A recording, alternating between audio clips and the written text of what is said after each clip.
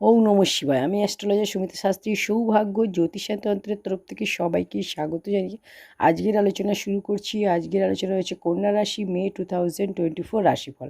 কন্যা রাশি মে 2024 মাসিক রাশিফল। কন্যা রাশি মে 2024 মান্থলি প্রেডিকশন। এই মে মাসে কন্যা রাশির প্রত্যেকটি বিষয় নিয়ে বিস্তারিত আলোচনা করব। আপনার শরীর স্বাস্থ্য, শিক্ষা, প্রেম, আপনার বিবাহিত জীবন, ভাগ্য, ক্যারিয়ার, বিজনেস, ফাইন্যান্স এবং ইনভেস্টমেন্ট কেমন থাকবে, কোন কোন রাশি আপনাকে পজিটিভ রেজাল্ট দেবে, কোন কোন রাশি আপনাকে নেগেটিভ রেজাল্ট দেবে, কী সতর্কতা সাবধানতা অবলম্বন করতে হবে, কী উপায় করলে গোচরে শুভ ফল পাবেন, নবগ্রহ মিলে আপনাকে কী ফল দিতে সক্ষম হবে, নবগ্রহের অবস্থান সম্পর্কেও বলবো।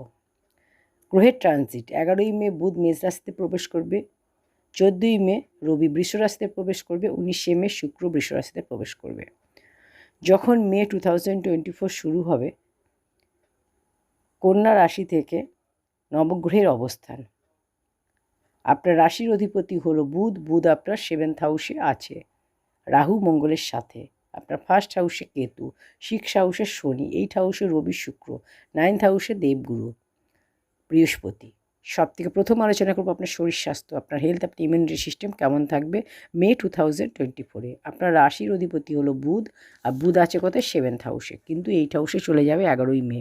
11ই মের পর বুধের অবস্থান খারাপ হয়ে যাবে, কারণ অষ্টম ভাব কুণ্ডলীর খারাপ মানা হয়, শুভ নয়। 11ই মের পর শরীর স্বাস্থ্যের খেয়াল রাখতে হবে, ইমিউনিটি সিস্টেম কমজোর হয়ে যাবে। আপনি যদি ট্রাভেল করেন সাবধানে করতে হবে, খাওয়া দাওয়া নিয়ন্ত্রণ করতে হবে, বাইরের খাবার অ্যাভয়েড করতে হবে। 11ই মের আগে আপনার শরীর স্বাস্থ্য ভালো থাকবে, ইমিউনিটি সিস্টেম ভালো থাকবে, কারণ বুধ নিজের ঘরে দৃষ্টি দিচ্ছে। 11ই মের পর শরীর স্বাস্থ্যের খেয়াল রাখতে হবে। এবার বলবো বিদ্যা, এডুকেশান, শিক্ষা আপনার কেমন হবে মে 2024-এ। পঞ্চম ভাব হলো বিদ্যার, পঞ্চমপতি হলো শনি। শনি আছে নিজের ঘরে 6th হাউসে, বিপরীত রাজ্য এখানে বানিয়েছে। এখানে শনি আপনার ঠিক আছে, গুরুর দৃষ্টিও পঞ্চমভাবে, এখানে গুরু পঞ্চমভাবে দৃষ্টি দিচ্ছে, নবম দৃষ্টি দিয়ে, তো শুভ। আর কোনো পাপগ্রহের দৃষ্টি এখানে নেই পঞ্চমভাবে। পড়াশুনো আপনার এই মাসে ভালো হবে। যদি কোনো চেঞ্জ করতে চান, পড়াশুনো রিলেটেড আপনি করতে পারেন। অ্যাডমিশন করতে চান, অ্যাডমিশন নিতে পারেন। এক্সাম দিলে পজিটিভ রেজাল্ট হবে। পড়াশুনো এই মাসে খুব ভালো হবে। গুরু এই মাসে 9th হাউসে এসেছে, আপনাকে জ্ঞান দেবে। পড়াশুনোয় আপনি খুব ভালো রেজাল্ট করতে পারবেন। কোনো হায়ার স্টাডির জন্য আপনি পড়তে পারেন, হায়ার স্টাডি করতে পারেন, বা আপনি পড়াশুনো রিলেটেড কোনো কম্পিটিটিভ এক্সাম দিতে পারেন। পড়াশুনোয় ফোকাস, কনসেন্ট্রেশন আপনার ভালো হবে। এবার বলবো প্রেম, লাভ রিলেশন আপনার কেমন হবে মে 2024-এ। পঞ্চম ভাবই হলো প্রেমের, পঞ্চম ভাবের অধিপতি হলো শনি। গুরুর দৃষ্টি পঞ্চম ভাবে রয়েছে, রাহু মঙ্গলের দৃষ্টি 1st হাউসে রয়েছে।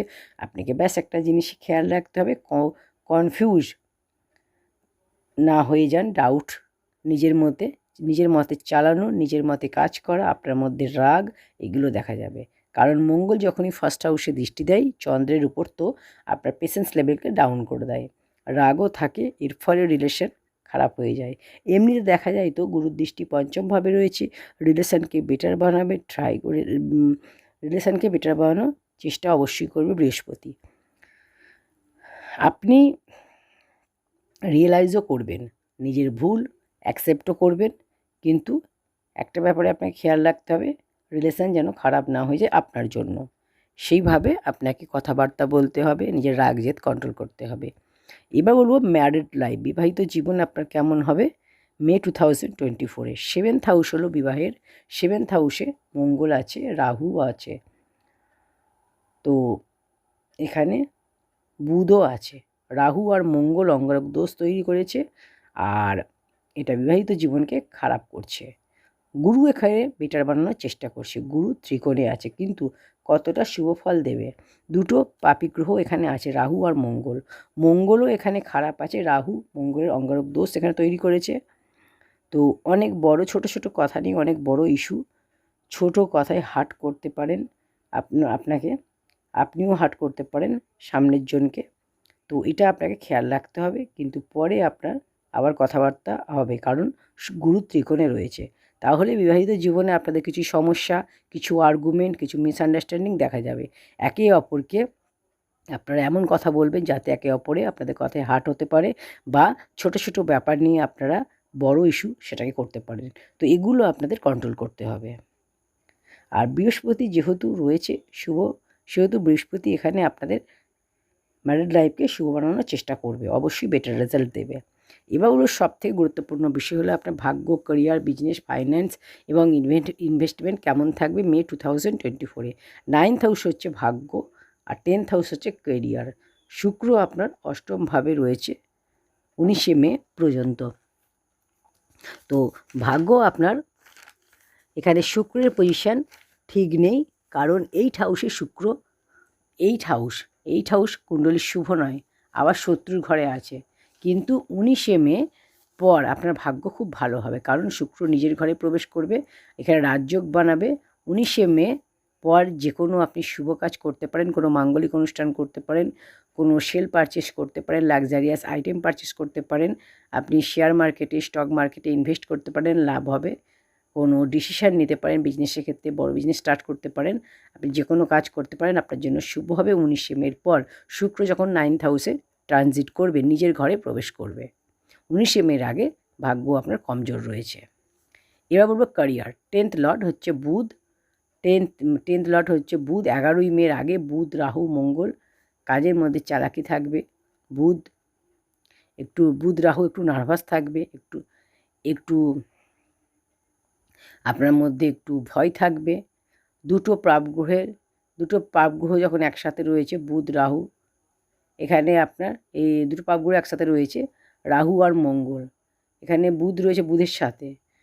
তো যদিও কেন্দ্রে রয়েছে রাহু মঙ্গল, সমস্যা হবে না, কিন্তু 11ই মের পর বুধ আপনার 8 হাউসে চলে যাবে। আপনার কাজে একটু মন কম বসবে। 8 হাউস কুণ্ডলীর শুভ নয়, কাজকে আপনি ইগনোর করবেন, কাজকে একটু অ্যাভয়েড করবেন, এইগুলো দেখা যাবে।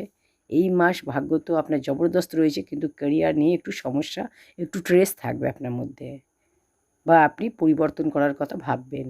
এই মাস আপনার জন্য 40% ক্যারিয়ারের দিক থেকে, ক্যারিয়ারের জন্য এই মাস হচ্ছে 40%।